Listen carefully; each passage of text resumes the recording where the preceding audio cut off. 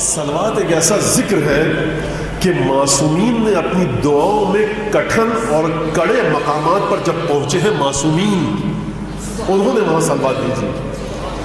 سید ساجدین کربلا کے واقعے کو دیکھ کر آ چکے ہیں۔ امیر المومنین نفس پیغمبر ہیں، ائمہ معصومین وارث علم الہی اور علم نبوت ہیں، لیکن جب دعاؤں میں صحیفہ سجاریہ میں دعا یا من تحل بہ عقد المکارہ میں اور مختلف دوسری دعاؤں میں دعائے کمیل آپ کے سامنے ہے، دعائے افتتاح آپ کے سامنے ہے، دعائے ابو حمزہ سمالی آپ کے سامنے ہے، ان دعاؤں میں ائمہ جب کٹھن مقامات پر پہنچتے ہیں پروردگار سے گفتگو کے ساتھ، تو ایک دفعہ جب اپنے کلام کو ختم کرتے ہیں تو انسان کہے گا کہ اب معصوم یہ فرمائیں گے کہ پروردگار میری مشکلات کو حل کر، لیکن معصوم روح سخن کو موڑ دیتے ہیں اور اپنی مشکلات کا ذکر کرتے کرتے یہ نہیں کہتے کہ پروردگار میری مشکلات کو حل فرما، بلکہ کہتے ہیں پروردگار مشکلات یہ ہے فصل علی محمد وآلہ۔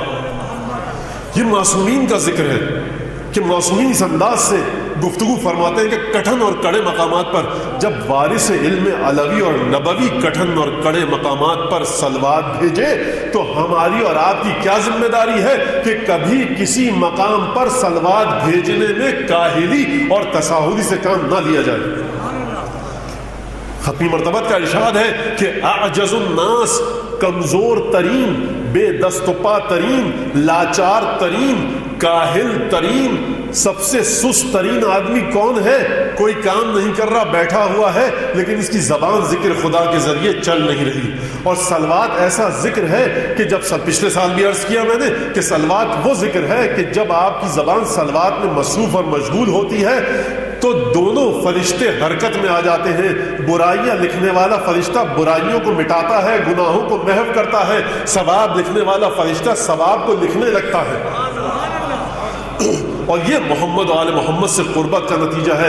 اسی لیے ختمی مرتبت نے ارشاد فرمایا، دیکھو اقربکم الی منکم یوم القیامہ احسنکم اخلاقا، قیامت میں تم میں سب سے زیادہ میرے نزدیک وہ ہوگا کہ جس کا اخلاق سب سے اچھا ہو۔ اور یہی ختمی مرتبہ نے فرمایا، دیکھو قیامت میں سب سے زیادہ میرے نزدیک وہ ہوگا کہ جو سب سے زیادہ مجھ پر درود بھیجے۔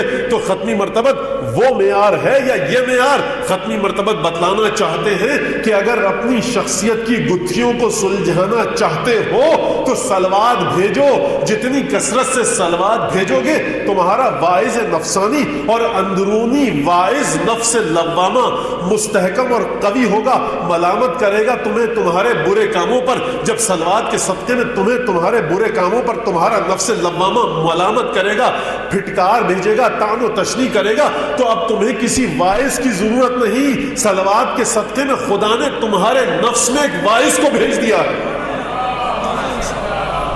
جس کو یقین نہیں، ہو سکتا ہے کہ مولانا کہاں کی ہانک رہے تھے، ہم نے تو آج تک نہیں پڑھا۔ حضور اب آپ نے نہیں پڑھا تو میری ذمہ داری آپ کا جہل اور علم نہیں ہے، میری ذمہ داری قرآن اور حدیث ہے، یہ میری ذمہ داری ہے۔ جو چیزیں آپ کو نہیں پتا وہ آپ کی ذمہ داری ہے، لیکن یہ صلوات کی برکت ہے کیونکہ متصل کرتی ہے، پنجتن سے متصل کرتی ہے معصومین سے، اور جب معصومین سے آپ متصل ہو گئے تو آپ خدا سے متصل ہو گئے۔ اب کسی کو یقین اگر نہ آئے تو کیا کیا جائے؟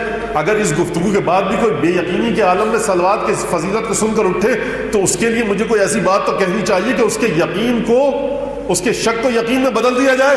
تو صاحب اب وہ بڑا ایک زنانہ سا محاورہ ہے لیکن بولا جاتا ہے بر صغیر میں، ہاتھ کنگن کو آرسی کیا؟ آج اٹھے نا جب آپ مجلس سے تو یہ تہیہ کر کے اٹھیے کہ کثرت سے روزانہ 1000 صلواتیں بھیجیں گے، اور اپنی نفسانی کیفیت ذرا نوٹ کیجئے اور پھر دیکھیے کہ 10-15 دن بعد آپ کی روح میں کیا تبدیلیاں آئیں۔ اب یہ وہ چیز نہیں کہ جس کے ذریعے کسی لیبارٹری کی ضرورت ہو، کسی آزمائش گاہ کی ضرورت ہو، کسی تجربہ گاہ کی ضرورت ہو۔ خود انسان ہے اور ذکر صلوات ہے، خود انسان ہے اور ذکر درود ہے، خود انسان ہے اور محمد آل محمد پر درود اور صلوات